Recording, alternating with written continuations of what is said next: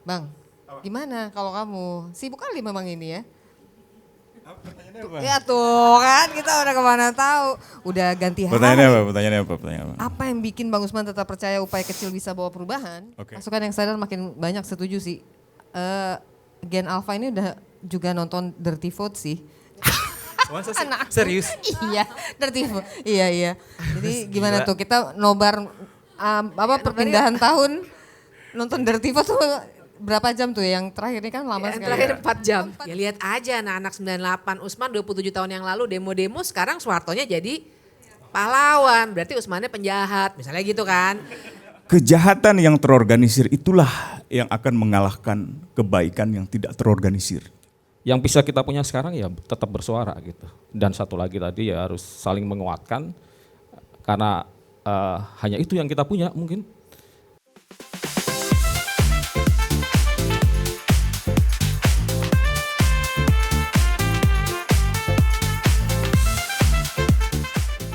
Oke teman-teman, kita akan segera menutup tahun 2025 ini dengan banyak catatan ya.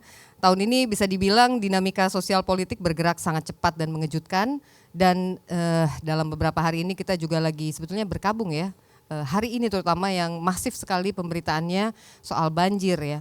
Dari Aceh, Sumatera Utara, Padang, sekarang juga mulai ke Riau dan sudah ada warning juga di Jawa Barat yang akan siaga banjir. Tapi sebelum itu kalau kita ngelihat kemarin beberapa waktu ke belakang kita lihat ada seruan 17+8 tuntutan rakyat. Ini menandai desakan publik terhadap transparansi, akuntabilitas dan keberpihakan negara. Di saat yang sama pokoknya kita jadi warga negara nih lagi banyak dibikin kaget-kagetnya ya.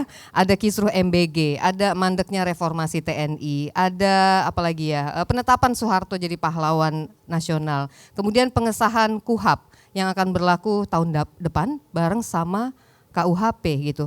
Tapi kita sesuai dengan tema merawat Indonesia itu tadi, kita pengen gimana ya caranya kita bisa menjaga semangat kita bersama ini, mengawal itu semua yang kita udah suarakan sepanjang tahun ini ya.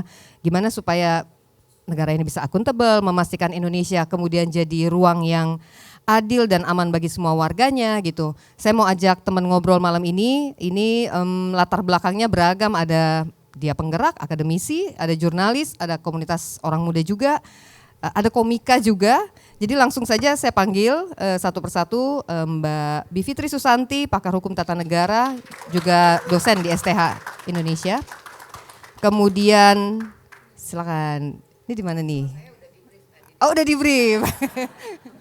Saya menang. Oh ya, telat datang ketahuan nih. Kemudian Bang Usman Hamid, Direktur Eksekutif Amnesty International Indonesia. Ada jurnalis senior, ini juga penggerak di Lapor Iklim, Bang Ahmad Arif, Mas Aik. Dan komika, Mas Eki Priagung, di mana nih duduknya tadi? Oh udah di situ. Wah aku yang di tengah ya, munduran dikit deh. Nengok kanan kirinya, susah nih. Mic-nya boleh nih, tapi nanti bisa pakai punya aku ya kalau kurang. Ini pertanyaan yang untuk semuanya dulu deh ya. Dari sudut pandang masing-masing.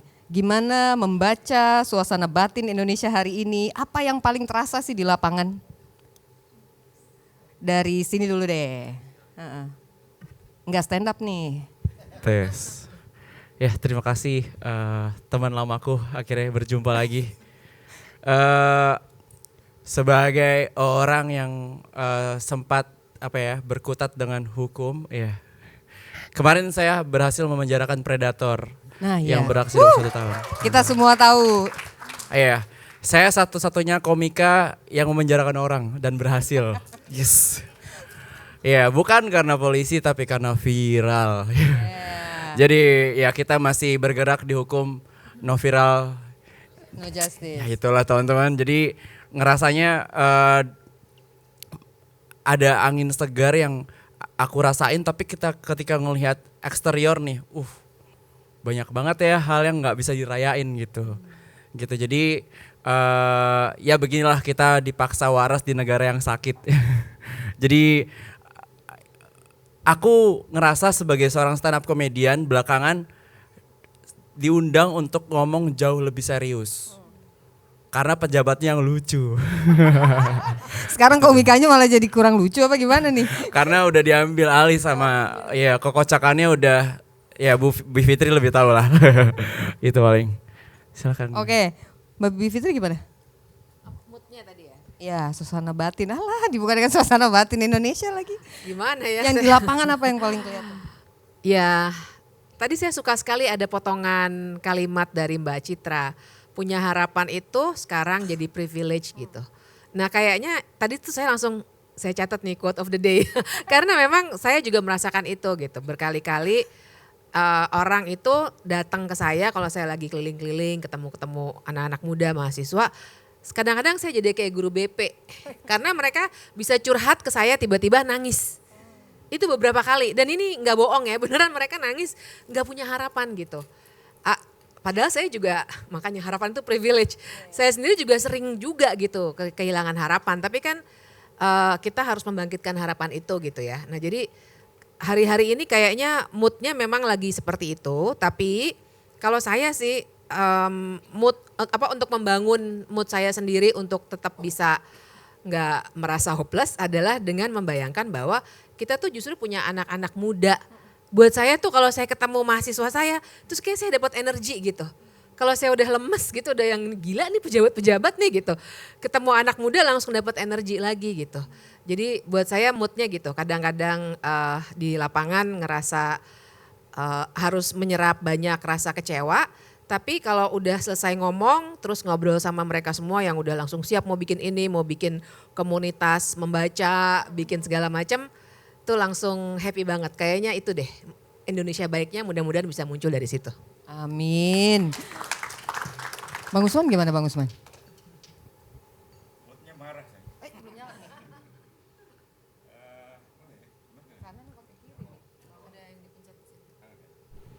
Ya, mood saya marah.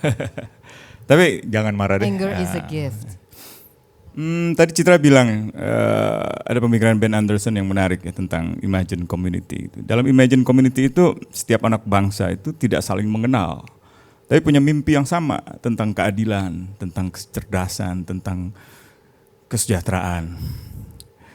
Bersama sebagai bangsa gitu. Nah hari ini tuh para elit kita punya mimpi yang beda-beda.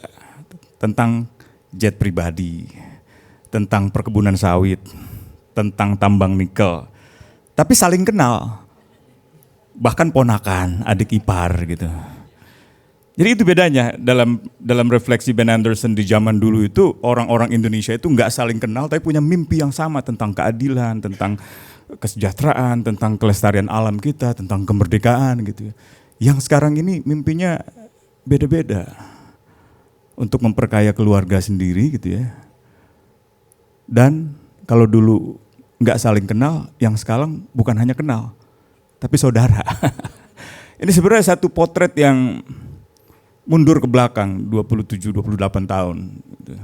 Di mana Soeharto secara telanjang gitu, memperlihatkan egoisme kekuasaan dengan mengangkat anaknya jadi menteri, jadi anggota dewan. Gitu. Yang sekarang seperti ini sebenarnya. Gitu. Jadi kalau ditanya Indonesia baik, tidak ada di atas itu Indonesia baik. Di tingkat elit itu yang ada Indonesia jahat. Lihat harimau itu mencari rumahnya. Lihat orang hutan kehilangan rumahnya. Lihat gajah itu mati. Elit-elit yang jahat. Yang baik ya masyarakatnya gitu. Tiap hari kerja gitu kan. Ke sawah, ke pabrik gitu. Gojek, panas-panas. Itu orang-orang Indonesia tuh tekun kerjanya. Meskipun setahun kecelakaan itu 27.000 orang mati. Lalu lintas, 27.000 orang mati. Kadang-kadang saya suka ironi, mungkin satu-satunya cara mengurangi penduduk Jakarta yang udah 41 juta ini, ya biarkanlah makin kacau gitu, lalu lintas jadi 27.000 kalau perlu 27 juta, 2,7 juta per tahun gitu meninggal. Jadi cepat bisa tinggal 10 juta dalam berapa tahun gitu, atau 5 juta sehingga agak lega gitu jalan Jakarta kayak tahun 80-an gitu. Ya, tadi pagi saya ketemu polisi, dia lapor itu, bang ini gimana nih? 27.000 orang mati, 170.000 orang pelanggar motor, 3 juta orang melanggar lalu lintas.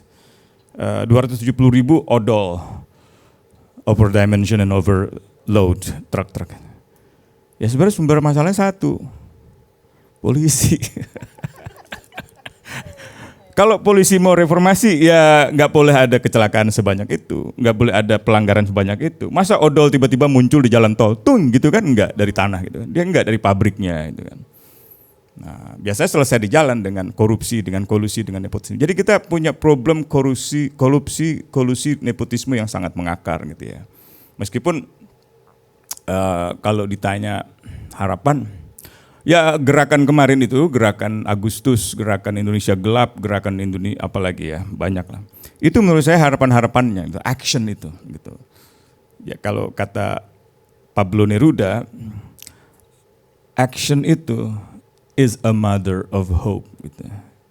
Jadi selama ada tindakan itu, selama kita berkumpul mengambil tindakan, selama itu pula lah harapan itu ada gitu. Tapi kalau kita udah masing-masing udah nggak mau ketemu lagi, udah ya itu mungkin harapan itu udah nggak ada. Kalau udah nggak ada idealisme itu, nggak ada Indonesia baik yang dibayangkan gitu, nggak ada kesehatan masyarakat yang dibayangkan, nggak ada kelestarian lingkungan yang dibayangkan, mungkin kita wujudkan, nggak ada hak asasi manusia yang mungkin kita wujudkan. Kalau nggak ada utopia itu, mungkin memang akan berakhir Indonesia itu gitu.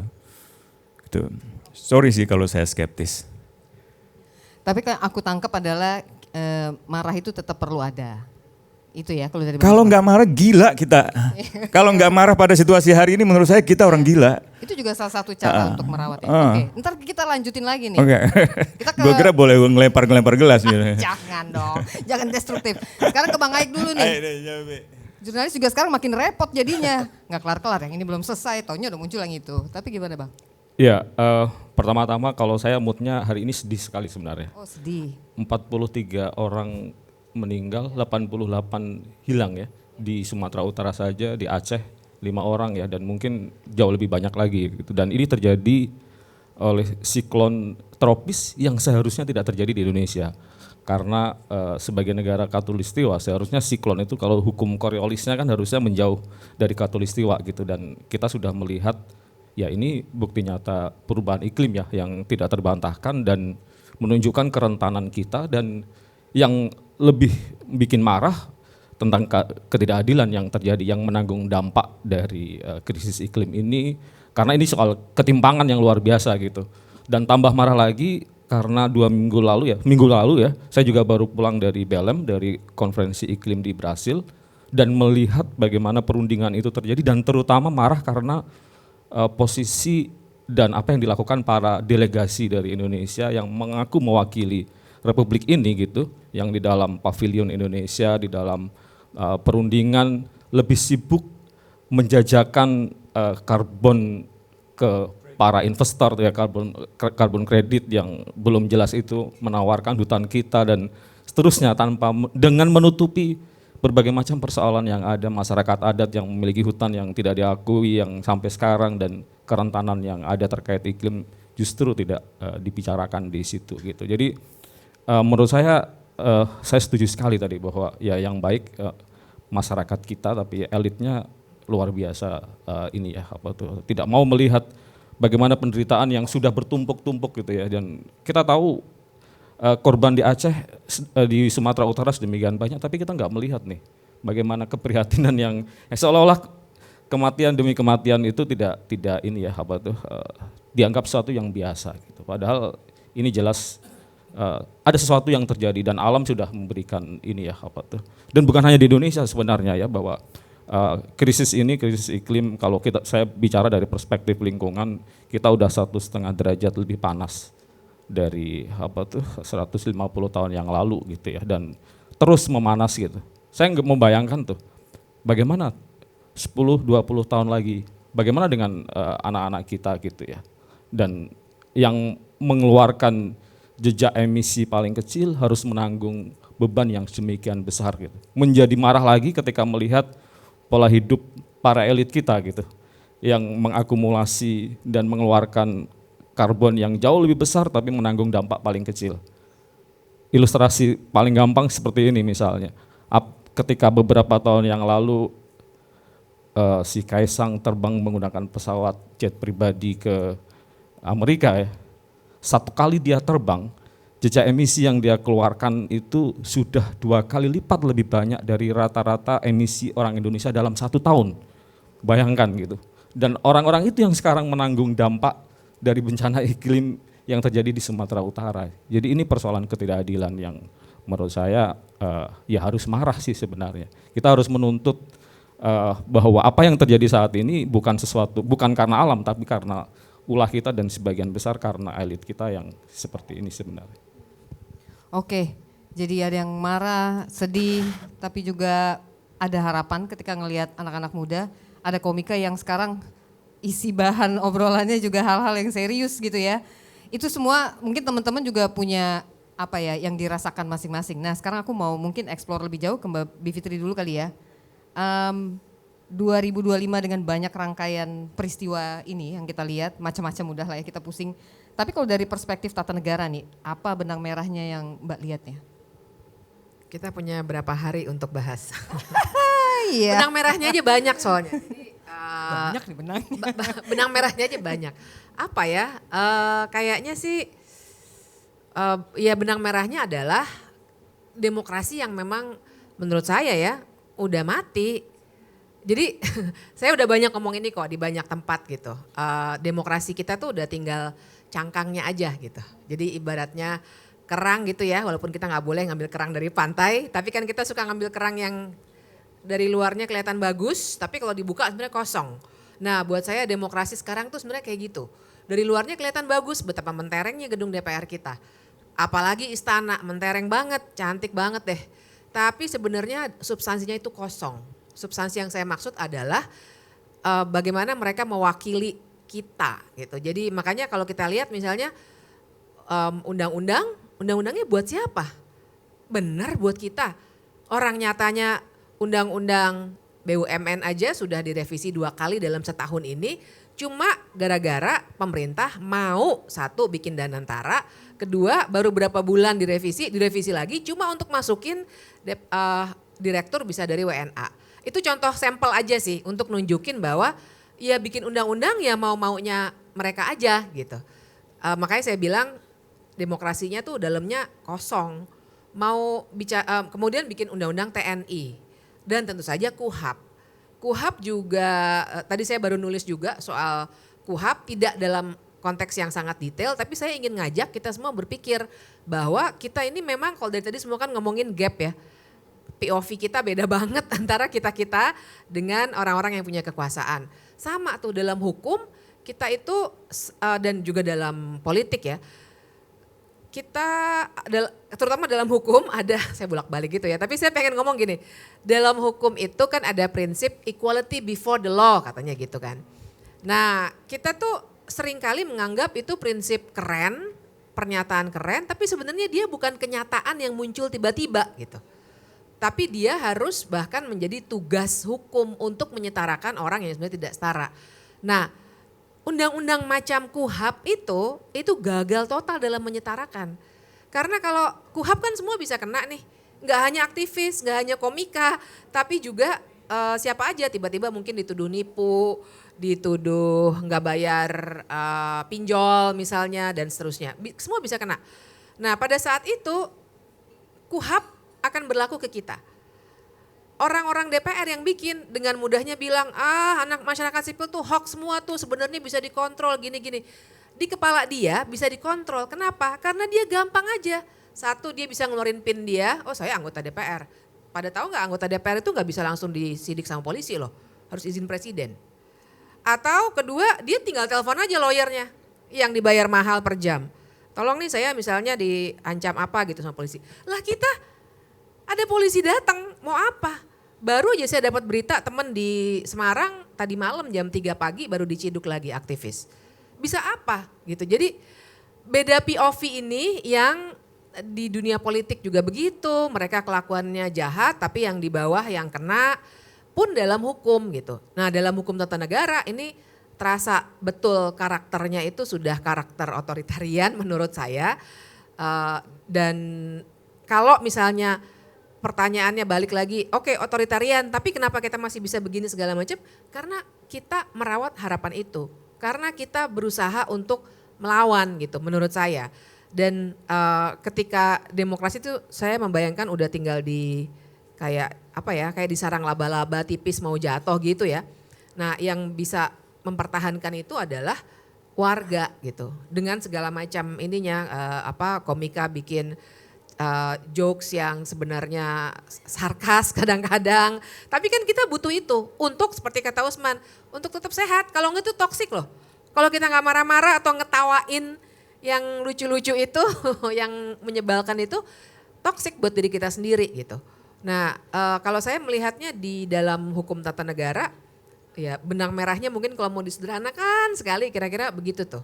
Kita makin gak nyambung sama si pemegang kekuasaan itu dan semua institusi itu tinggal jadi cangkangnya aja. Kelihatan indah dari luar padahal sebenarnya kopong di dalam gitu. Aku mau, ya emang polisi belakangan ini jadi kayak super rajin ya, 900 gitu ya, itu habis waktunya cuma buat ngurusin itu aja ya. Tapi karena ada KUHAP dan KUHP ya tahun depan, mungkin kita mungkin Mbak Fitri bisa ngasih tahu ya, kita mesti mitigasinya gimana ya publik ini gitu, supaya memitigasi resiko lah. Karena kita tetap perlu ruang kan untuk bicara dan kita pengen merawat harapan itu tadi, kita gimana jaga dirinya gitu. Jaga dirinya menurut saya ya mau gak mau tanpa kemudian jadi tiarap ya, kita mesti berjaringan sih. Kalau enggak ya kita jadi tiarap, nanti kita malah mereka menang gitu, karena itu tujuan mereka, bikin kita takut, tiarap, nggak ngomong lagi. Jadi menurut saya supaya kita tetap berani bersolidaritas, jaringan kita yang harus makin kuat dan juga menguatkan titik-titik tertentu tuh, misalnya teman-teman kita makin banyak membangun kawan-kawan pembela HAM dan juga para pengacara publik yang bisa bantu kita misalnya gitu ya. Terus memperkuat jaringan untuk misalnya memperbanyak paralegal jadi cepat-cepat dibantu misalnya gitu. Dan lain sebagainya. Jadi lebih ke arah situ untuk memperkuat jaringan, memperkuat kapasitas kita karena kalau kita jadi takut ya habis sudah demokrasi kita. Oke, makasih. Aku mau ke Bang Usman deh. Ya, ke ini loh terasa transfer energi marahnya. Tapi merespon tadi ya kan ruang demokrasi memang menyempit terus ya. Kita lihat apalagi tahun depan udah ada alatnya lagi buat macem-macemin warga itu. Apa kalau dari Bang Usman mitigasinya? Kita harus paham resikonya seperti apa? Tetap informatif, tetap menjadi aktif di dalam bagian komunitas, gitu, entah komunitas literasi atau komunitas kesehatan atau komunitas sepeda, olahraga, apapun yang memang kita sukai gitu. Yang kedua ya mengambil action itu tadi yang saya katakan. Salah satunya misalnya terus mengusahakan agar para tahanan politik ini dibebaskan supaya orang nggak lupa.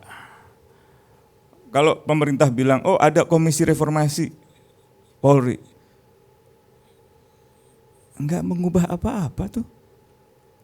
Yang kita mintakan jelas, tim gabungan pencari fakta. Supaya jelas apa benar Prabowo mengatakan terorisme, makar, koruptor, dan apalagi asing ada di balik kerusuhan itu. Yang menciptakan kerusuhan, pembakaran, dan seterusnya adalah makar, terorisme, koruptor asing, dan asing. Itu benar nggak? Kita pingin ada tim gabungan pencari fakta itu. Nah sebenarnya publik Indonesia itu nggak lupa. Saya yakin nggak lupa, cuman kayak anjing nih elit gitu lupa, kayak apa namanya ini, maaf ya saya rohis, saya aktivis muslim gitu ya, tapi saya sulit menyembunyikan kata-kata yang lebih jujur gitu ya. Jadi saya harus sopan dikit ya mungkin ya. Di dalam Al-Quran itu. Gen Alfa udah biasa, anjir udah biasa sih Bang. Enggak, tapi saya mau mengatakan bahwa pemerintah belum memenuhi tuntutan publik tentang tim gabungan pencari fakta itu. Untuk kita tahu siapa yang bakar itu. Kenapa ada tentara terlibat dan ditangkap polisi lalu dilepas lagi gitu ya. Kenapa ada 10 orang tewas seketika. Reza, Sandy, kemudian siapa lagi, Iko, Yulian Junior dan seterusnya gitu. Kenapa kerangkanya Reno dan Farhan itu meragukan gitu. Apa iya itu memang benar-benar dia terbakar itu. Itu pertanyaan-pertanyaan itu ada di keluarga-keluarga mereka itu sampai hari ini. Sampai tadi siang istri saya aja nangis, keluarga Azril namanya, dia masih ditahan, dia ada di Salemba, rutan Salemba, dia luka-luka berat dan dia terjatuh terus, dia nggak bisa diperiksa. Jadi udah penderitaan orang udah masuk ke rumah kita, ini udah keterlaluan nih negara gitu menurut saya. Kan sebenarnya sederhana, dalam hukum acara pidana kalau orang sakit dan memang valid sakitnya ya tinggal dimintai keterangan dokter lalu kemudian ditangguhkan. Bisa ditangguhkan tahanannya, bisa juga menjadi tahanan kota atau apapun gitu ya.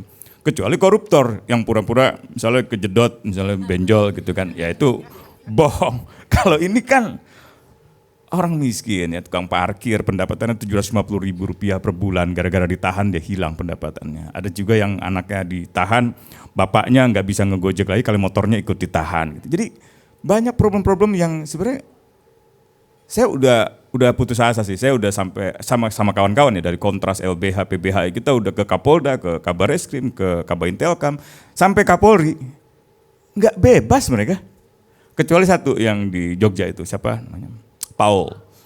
Yang lainnya nggak ada yang dibebaskan gitu.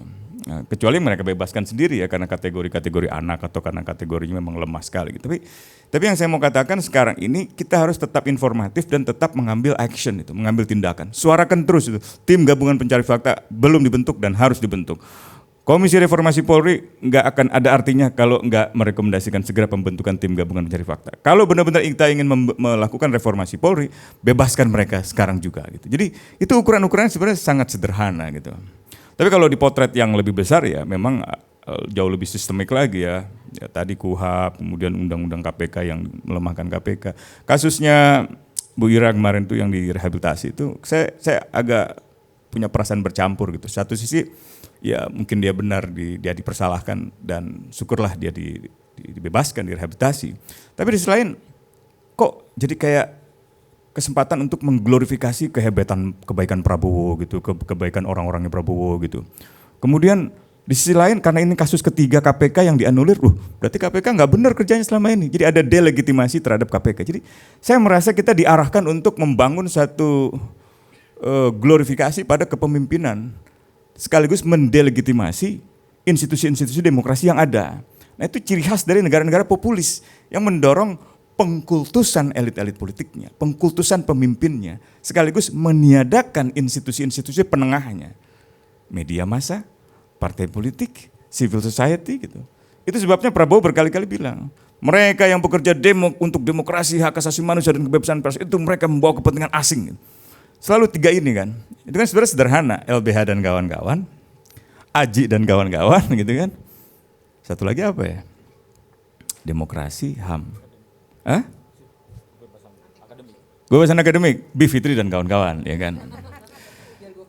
Iya. Jadi ini sebenarnya pernah saya katakan bahwa kita ini sedang mengalami gejala fasisme, belum sampai fasisme. Bahkan di dalam fasisme pun masih ada kebebasan itu. Kenapa kita masih bisa berkumpul? Itu yang disebut Alberto Toscano sebagai the fainted liberty. Jadi kalau kita masih punya kebebasan yang seperti sekarang ini masih lemah kebebasan ini, masih sekedar berkumpul. Tapi kalau kita udah di jalan, membawa massa, berdemonstrasi, ya akibatnya kemarin Agustus itu 6.700 orang ditangkap, 1.000 tersangka, 600 ditahan, sekarang sedang diadili gitu. Belum yang luka-luka, belum yang meninggal dunia, belum yang hilang dan seterusnya. Jadi itu ongkosnya gitu. Itu yang disebut sebagai negara-negara otoritarian gitu. Bukan berarti nggak ada kebebasan sama sekali. Makanya kalau kita rujuk freedom itu, kita bukan otoritarianisme tertutup, kita otoritarianisme elektoral. Kan ada otoritarisme elektoral, ada otoritarisme tertutup. Kalau tertutup nggak ada sama sekali kayak Myanmar gitu. Coba aja Anda kritik junta militer. Ya mungkin besok nggak bisa malam mingguan ya kan. Atau negara-negara yang tertutup lainnya lah gitu. Tapi di dalam negara otoritarianisme elektoral, dia tidak mau dikatakan otoritarian karena dia masih mau mengatakan ini masih ada ruang kompetisi kok. Masih ada pemilu, ya kalau Usman, Bivitri dan kawan-kawan gak suka ya ikut pemilu lah, bikin partai, gabung partai gitu kan. Atau kalau Haik dan kawan-kawan itu gak suka ya coba tulislah lewat media, itu masih boleh, gak apa-apa itu. Jadi kalau ekspresi kita masih sebatas expressing opinion, mengekspresikan pendapat itu gak ada masalah. Mulai bahaya ketika kita exposing abuses gitu. Ya, mengungkap penyalahgunaan. Lebih berbahaya lagi ketika kita mobilizing protest on the streets gitu. Kecuali banyak banget ya Kalau banyak banget, elitnya yang berbahaya ya kan, kayak di Nepal itu kejar-kejar gitu kan. Tapi kalau kita sedikit, siap-siap aja kita kabur. Ya kan? Itu sih kalau saya merasa bahwa kalau kita nggak mengambil tindakan terus, maka harapan itu akan hilang gitu. Gitu. Oke. Sebelum kelamaan. Iya, iya, iya. Tapi ngomong-ngomong katanya demo nanti mesti naruh KTP ya? 1 untuk 100 orang. Kemarin aku dari diskusi. Jadi kalau bawa 100 masa harus 1 KTP. Dia yang bertanggung jawab untuk 100 yang lainnya. Iya ya betul ya Mbak Aswin. Benar-benar. Ini Oh, udah ada ininya ya, draftnya ya. Katanya polisi mau studi banding ke London tuh katanya untuk mengatasi demonstrasi tadi saya baca. Eki mau tahu dong pendapatnya tahun depan ya kan, masih berani kayak gitu nggak dengan ada KUHP dan KUHP? Iya. Atau sebenarnya udah siap dengan yang lain-lain ini malahan gitu. Ini mungkin ini ya jadi tantangan juga buat komedian ngomong ya.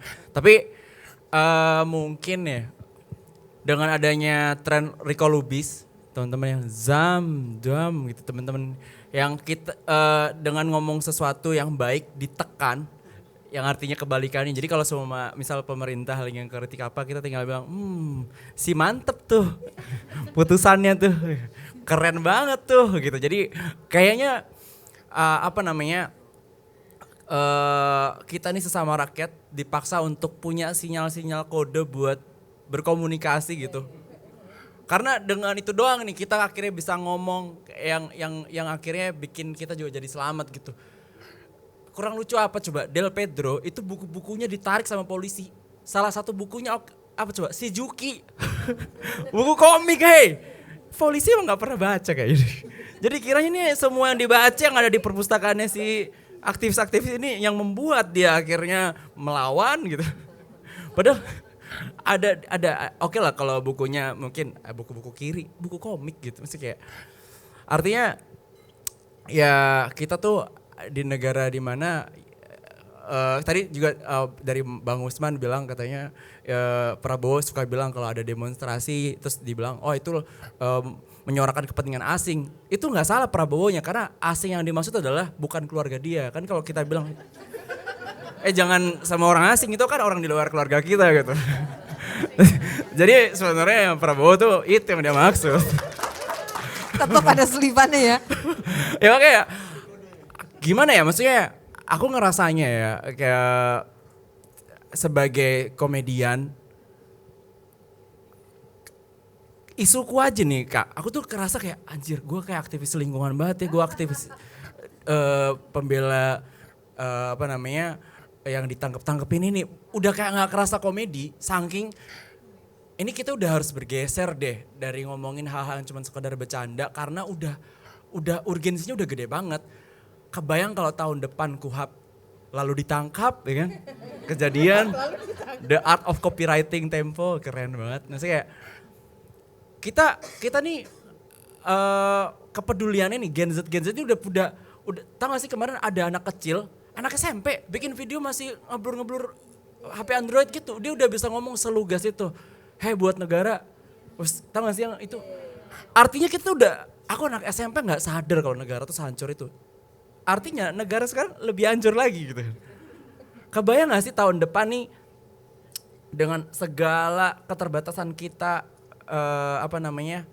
direpresi buat bersuara, tapi kita tetap harus jagain suara kita gitu, harus tetap menggonggong gitu.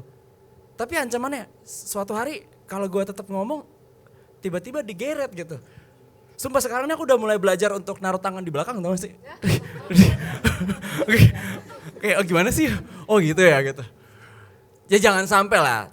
Intinya aku setuju banget bahwa kita tetap harus secara kolektif nih bareng-bareng mengorganisir suara ini ya di sekitaran kita gitu. Jadi biar jumlah yang ditangkap itu nggak akan bisa muat di penjara gitu.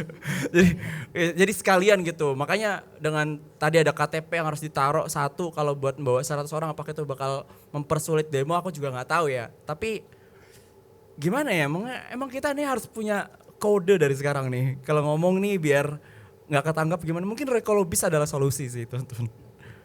Iya harus ya, tetap harus berani sih Kak, cuman aku belum tahu akan seperti apa dampak KUHP ya di kreativitas seorang seniman. Katanya seniman yang hebat sering diciptakan di negara-negara yang sangat represif. Makanya aku semoga itu tidak perlu terjadi, teman-teman.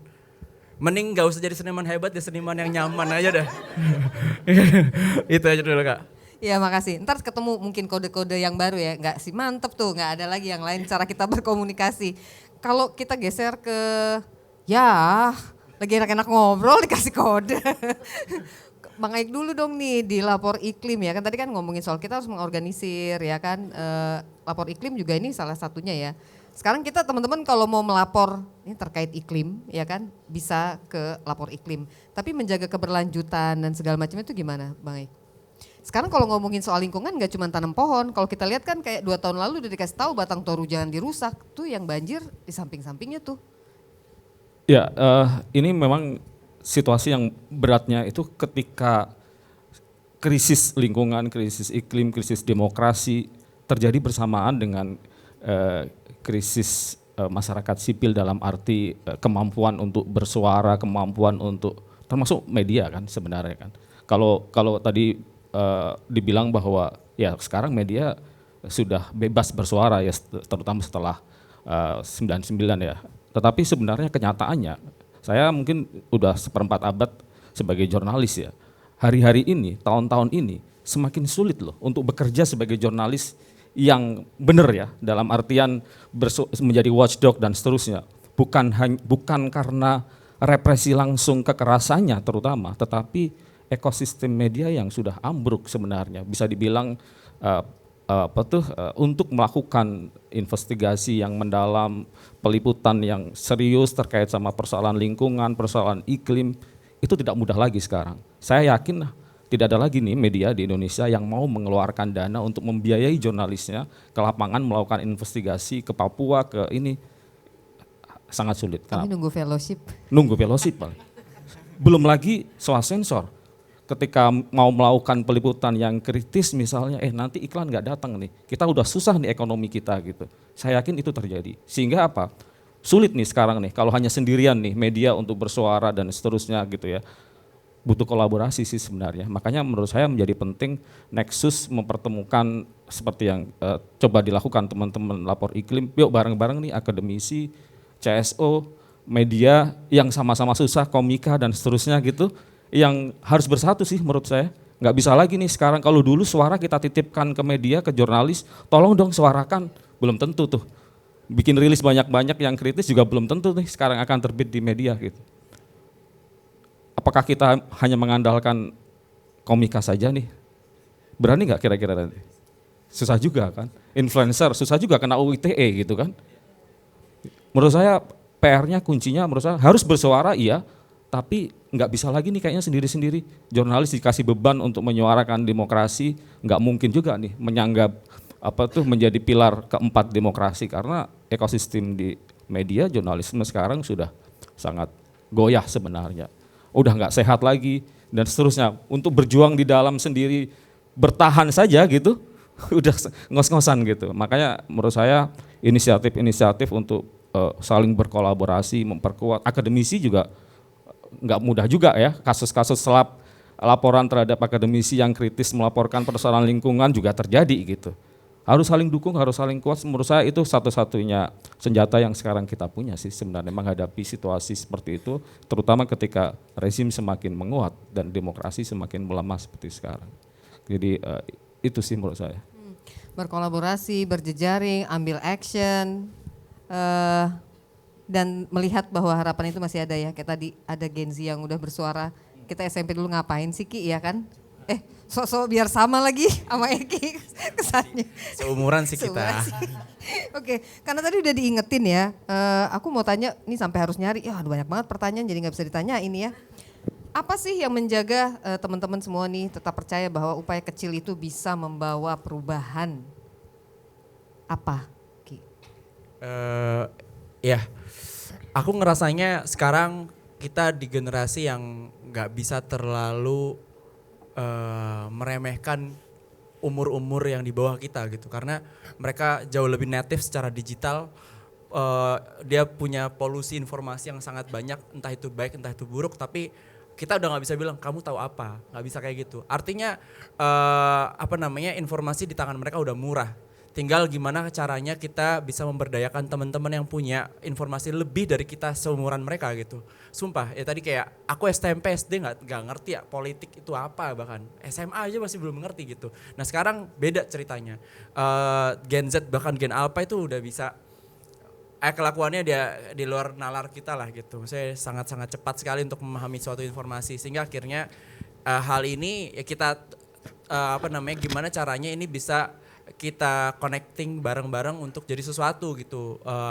Mungkin membawa circle paham terhadap apa yang terjadi isu sosial dan politik ini lebih mudah dicerna sama mereka. Kayak ada ekskul-ekskul kecil di sekolah mereka yang mau bahas kayak bagaimana negara ini bisa baik saja ke depannya. Gitu-gitu nggak tahu ya. Kayak membawa ini di ruang-ruang yang lebih dekat dengan anime atau apa gitu. Sehingga akhirnya ya kan kemarin kita bersuara pakai kita ngomongin lingkungan bukan lagi ngomongin lingkungan. Kita bilang hari ini aja negara Konoha gitu. Wano dari One Piece membuat kita jadi lebih paham tentang isu lingkungan.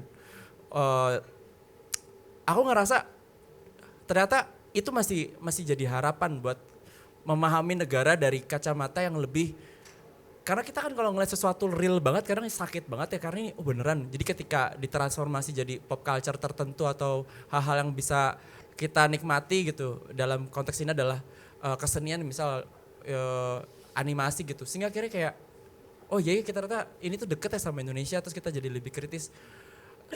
Aku ngerasa ternyata dulu kita pernah dijajah sama Jepang gitu ya. Terus habis itu ternyata Jepang memberikan berbagai asupan-asupan yang bikin kita sadar sama negara yang mulai menjajah diri kita sendiri gitu. Jadi masih ada harapan sebenarnya buat kedepannya karena pasukan yang sadar makin banyak harusnya. Pasukan yang sadar makin banyak, setuju sih. Gen Alpha ini udah juga nonton Dirty Vote sih. Masa sih? Serius? Iya, Dirty Vote. Iya. Jadi gimana tuh kita nobar perpindahan tahun nonton Dirty Vote tuh berapa jam tuh? Yang terakhir ini kan lama sekali. Terakhir 4 jam. 4 jam. Kalau nggak salah itu lagu-lagu yang kayak Cocomelon diganti sekarang. Prabowo. Lucu kalau nggak salah ya. Iya. Gimana kalau Mbak Bivitri gimana? Iya, jadi memang di titik ini dua hal ya. Pertama, kita mesti memperbanyak, saya setuju sih sama Eki, kita memperbanyak like-minded people gitu. Orang-orang yang pikirannya sama gitu. Dan itu sebenarnya nggak akan bisa hanya dengan media sosial. Bukannya media sosial nggak penting ya, media sosial itu kan cepet kalau untuk menyebarkan informasi. Saya belajar banyak banget dari medsos doang soal iklim segala macam tuh banyak gitu dari medsos. Tapi nggak bisa berhenti di situ. Harus ketemu-ketemu kayak gini offline, ngajak diskusi tadi anak-anak SMP segala macam, anak SMA, bikin komunitas-komunitas. Itu satu. Kemudian yang kedua juga mulai connecting the dots gitu. Karena sebenarnya komunitas yang sudah ada dan akan ada ini harus disambungkan. Tadi Eki kan juga ngomong gitu ya, connecting the dots tuh kan. Poinnya itu, karena kalau kita pelajari perspektif akademisi ya, saya pelajari misalnya kalau literatur tentang gerakan sosial, itu memang gerakan sosial itu jangan berpikir bahwa instan gitu. Misalnya 2 tahun kita demo terus tiap hari, terus pemerintahan ganti gitu misalnya. Ya lihat aja anak-anak 98, Usman 27 tahun yang lalu demo-demo, sekarang Soehartonya jadi pahlawan, berarti Usmannya penjahat, misalnya gitu kan. Maksudnya 27 tahun loh.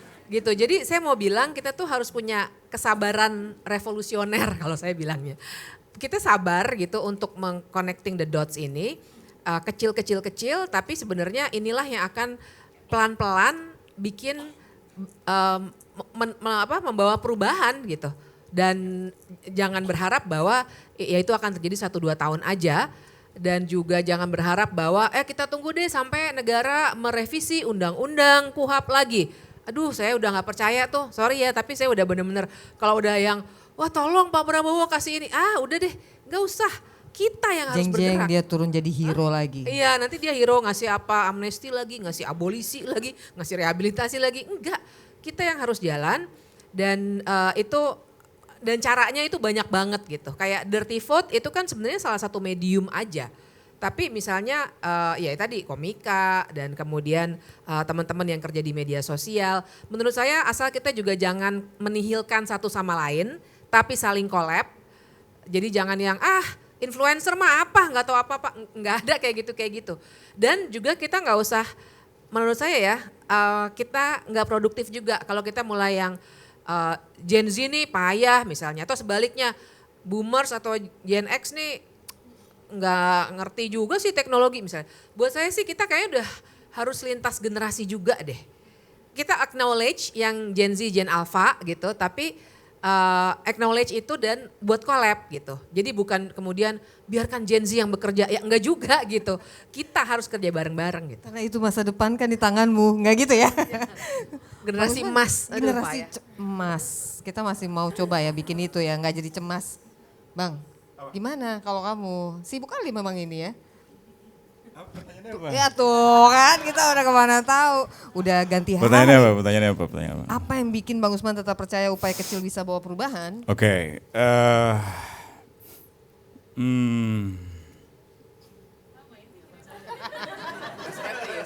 Mbak Usman udah skeptis Tadi soalnya. sempat ya. Udah skeptis. Harus upaya yang besar misalnya. Enggak sih, sebenarnya memang segala sesuatu kan dari yang kecil, ya kan. Manuel Castell, sosiolog yang dulu selalu skeptis pada internet.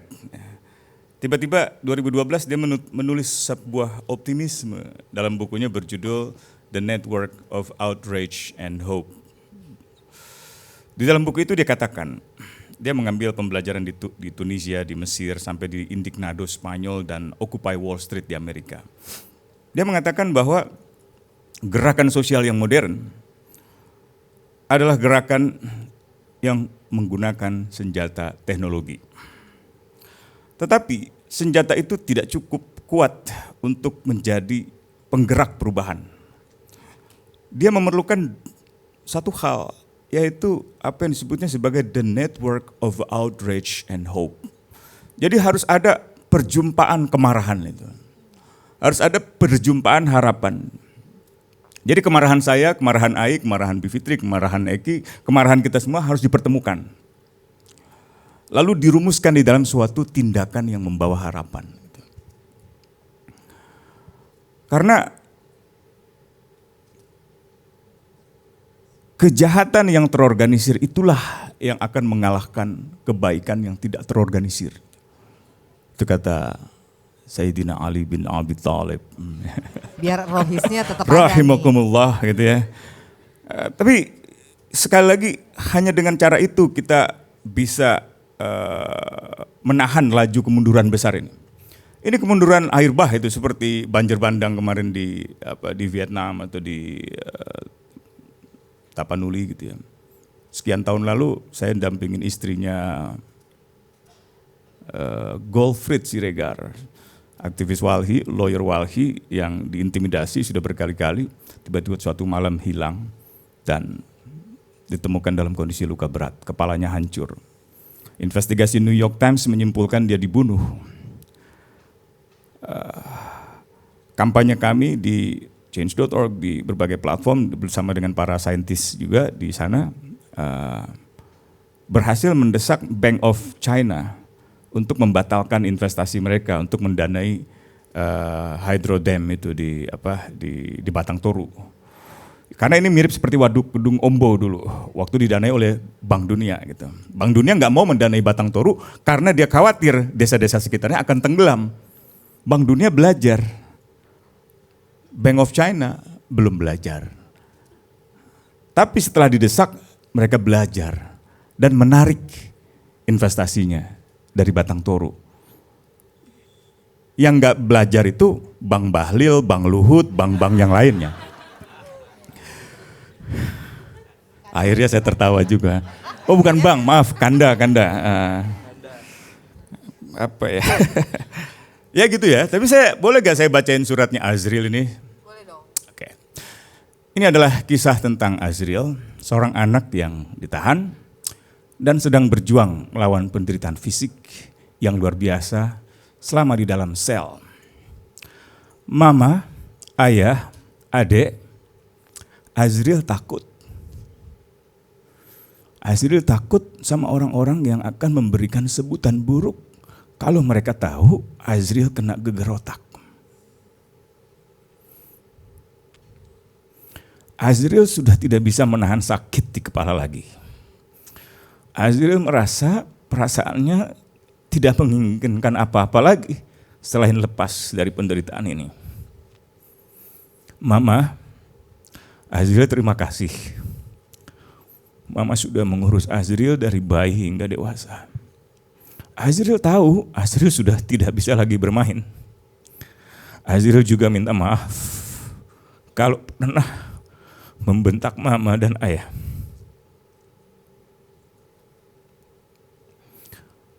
Azril tertawa di klinik bukan karena bahagia. Azril tertawa karena berusaha keras menahan sakit di kepala yang begitu parah.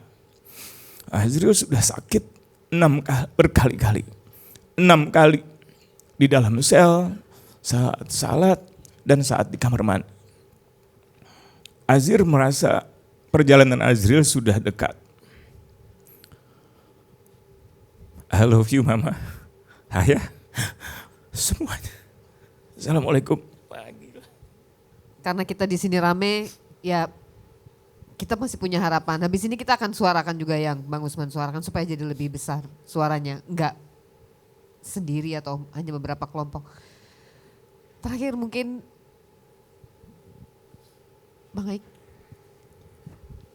Saya pikir yang disampaikan Bang Usman itu sudah menjadi klimaks ya, karena semuanya dan terutama surat tadi ya menggambarkan betapa situasi kita memang ya tidak baik-baik saja gitu.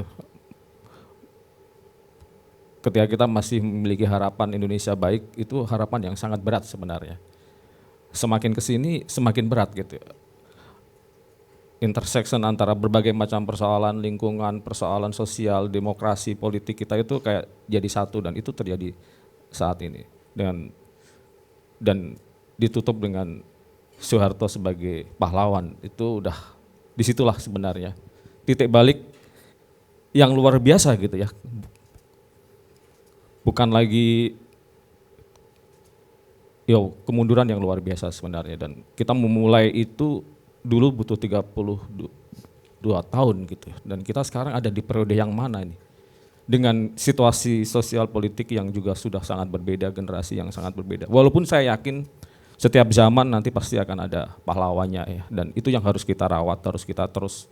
Terima kasih tadi teman-teman juga udah bersuara, Bang Usman yang sudah membacakan surat itu, dan saya pikir yang bisa kita punya sekarang ya tetap bersuara gitu. Dan satu lagi tadi ya harus saling menguatkan, karena hanya itu yang kita punya mungkin. Akademisi, jurnalis, CSO, semua pihak ya harus saling menguatkan, dan agar kita masih punya ini ya kita punya harapan, ada anak-anak kita, ada anak-anak generasi-generasi baru kita yang punya hak untuk hidup gitu. Karena negara ini, bumi ini bukan hanya untuk kita gitu. Kita mungkin mewarisi yang lebih baik, dan itu yang harus kita wariskan seharusnya menjadi lebih baik untuk anak-anak kita ke depan. Walaupun itu berat ya, tetapi ya tetap harus disuarakan. Memang ujungnya dari kumpul-kumpul di sini kita saling bertemu lintas komunitas ya. Banyak banget yang gak bisa datang ke sini karena dari daerah, tapi kita akan saling kenal. Kalau tadi Bang Usman bilang kita harus ambil action, ya berarti kita harus saling kenal dulu dan kita bisa nyuarain bareng-bareng ya. Mungkin yang terdekat, yang tercepat, apa yang tadi kalau kita merasa ini udah gak bisa kita terima, ya itu dulu yang kita perjuangkan bareng-bareng gitu. Saya gak bisa lama-lama lagi karena situasinya makin gak kondusif di sini. Tapi ya terima kasih untuk Mas Eki, Mbak Bivitri, Bang Usman yang udah kasih tahu kita ada persoalan nyata yang cepat harus kita respon. Bang Aik, kita tutup. Terima kasih, selamat malam. Baik, terima kasih.